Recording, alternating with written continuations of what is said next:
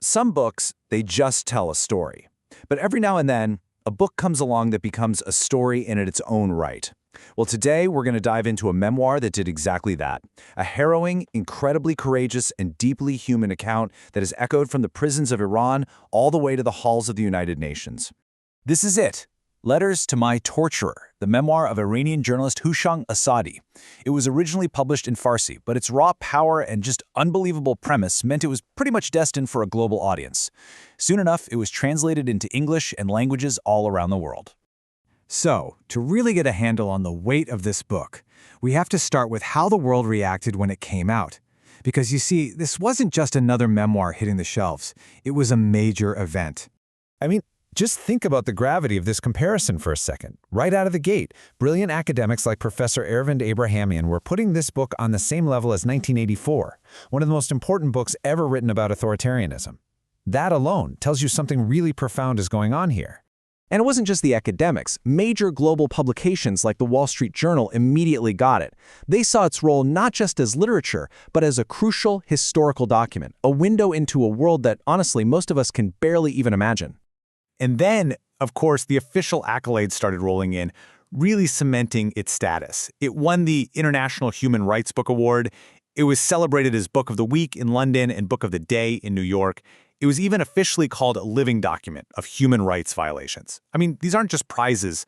They're stamps of authenticity, of importance. So with all this incredible praise, you gotta ask the question, right?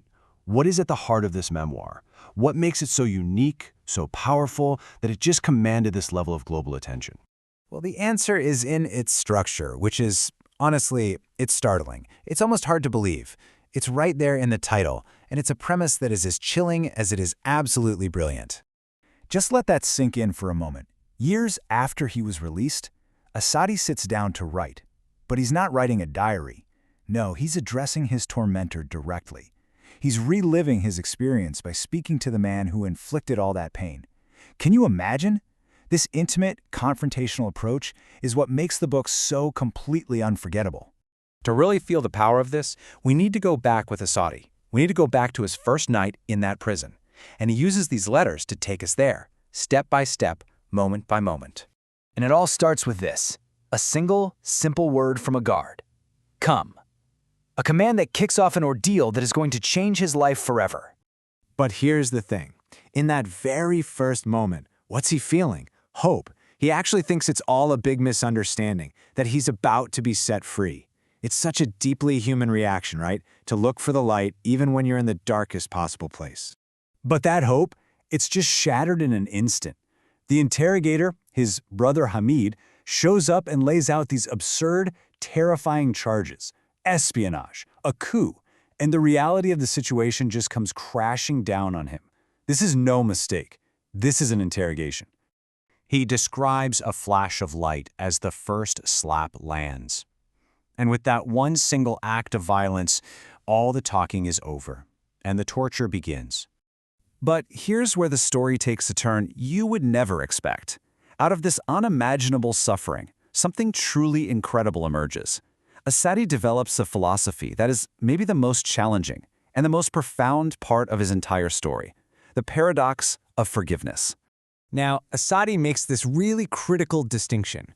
For him, forgiving and forgetting are two totally different things. Forgiveness is a conscious choice. It's a way to break the cycle of hate and vengeance.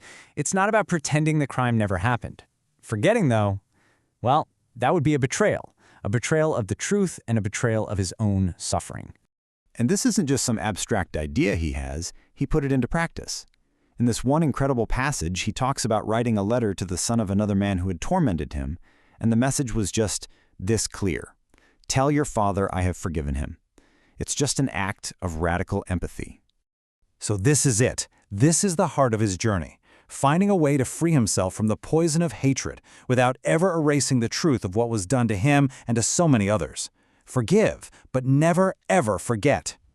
And that act of remembering, of refusing to forget, is exactly why this book's legacy goes so far beyond just one man's personal story. It became a permanent, undeniable record of an entire era. The book's impact became incredibly tangible. Look at this. This is an official letter from the International Society for Human Rights, and they are submitting letters to my torturer to the United Nations Special Rapporteur on Iran. The book itself literally became evidence, a formal testimony on the world stage. You know, ASADI himself never saw his work in a vacuum. He saw it as just one link in a much longer chain of testimony, a collective voice for all those who had been silenced. His real hope was that by sharing his story, he could help amplify the stories of countless others. And in the end, that's the whole purpose of this book. ASADI leaves us with this powerful, haunting thought. It's more than a memoir. It's a plea. It's a hope for a future where books like this are no longer necessary. A world where no one ever has to write a letter to their torturer again.